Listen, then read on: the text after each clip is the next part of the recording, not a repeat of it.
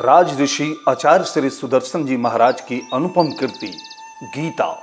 जीवन जिए कैसे, गीता कहे जैसे। गीता संस्करण भारत के पूर्व राष्ट्रपति महामहिम श्री रामनाथ कोविंद व वर्तमान में भारत के प्रधानमंत्री श्री नरेंद्र मोदी जी ने इसकी भूमिका लिखकर इसे और गौरवान्वित किया है। संशय सर्ग में भगवान श्री कृष्ण के विचारों की व्याख्या आचार्य श्री सुदर्शन जी महाराज से सुने। लेकिन यहाँ धृतराष्ट्र अपने छोटे भाई पांडव के पुत्रों के साथ न्याय नहीं कर रहा है। ध्यातव्य है कि जब परिवार में न्याय बीमार हो जाए तो अन्याय और अनीति बढ़ने लगती है, जो परिवार के नष्ट होने का कारण बन जाती है।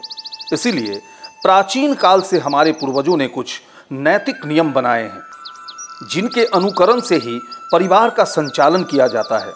मनु स्मृति में आचार्य मनु ने कहा है कि जो परिवार धर्म का अनुसरण करता है वही जीवित रहता है। मनुष्य के जीवन में पुरुषार्थ चतुष्टय का विधान है। धर्म, काम, अर्थ और मोक्ष को पुरुषार्थ चतुष्टय कहते हैं। जिस परिवार के लोग धर्म के अनुसार गृहस्थ जीवन में काम का उपयोग करते हैं, धर्म के अनुसार ही अर्थ संग्रह करते हैं, उन्हीं को मोक्ष की प्राप्ति होती है, क्योंकि आदानम ही विस्गार्य।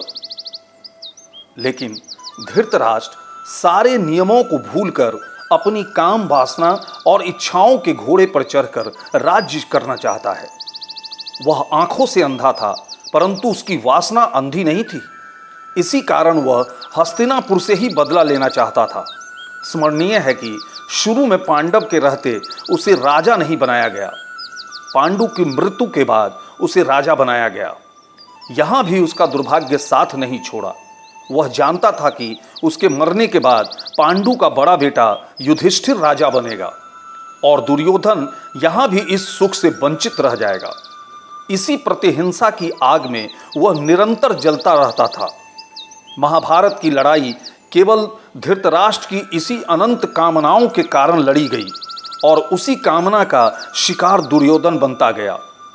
दुर्योधन को बचपन से उकसाया गया कि वह पांडु पुत्रों को नष्ट करे, अन्यथा वह राजा नहीं बन पाएगा। इसीलिए आज जो कुरुक्षेत्र के मैदान में लोग खड़े हैं, वे सब के सब धृतराष्ट्र की कामनाओं के प्रतिनिधि बनकर खड़े हैं। दूसरी ओर युधिष्ठिर की सेना जो न्याय की लड़ाई लड़ रही है। अतः इस अंतर्द्वंद के बीचों बीच खड़ा धृतराष्ट्र मंत्री संजय से पूछ बैठता है। इस प्रथम श्लोक में 4 शब्द ऐसे हैं जो गीता की नींव बनकर खड़े हैं। धर्म क्षेत्रे, कुरुक्षेत्रे, मामका और पांडवा। ये जो शब्द हैं, इन्हीं शब्दों पर गीता की बुनियाद रखी जाती है। पहले कहा गया है धर्म क्षेत्र। धर्म क्षेत्र इस स्थान को इस कारण कहा गया है कि यहाँ सूर्य कुंड होने के कारण यह तीर्थ स्थान है।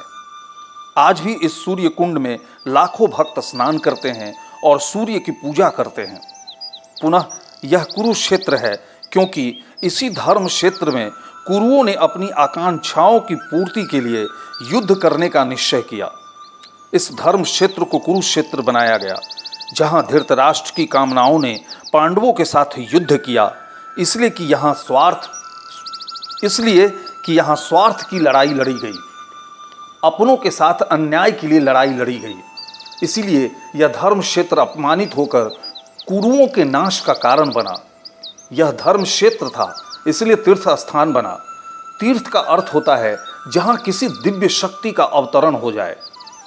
यह भी एक वैज्ञानिक प्रक्रिया है कि भारत में जहाँ तहाँ तीर्थ स्थान हैं, वे किसी चुंबकीय शक्ति के केंद्र हैं। अब विज्ञान ने भी माना है कि भारत में जहाँ तहाँ तीर्थ स्थान हैं, वे सभी स्थान अंतरिक्ष की दिव्य शक्तियों से जुड़े हुए हैं। इसलिए जब आप तीर्थ स्थान पर जाते हैं तो वहाँ आपको ऋणायन ऊर्जा मिलने लगती है और इस कारण आपके मन में शांति का अनुभव होने लगता है।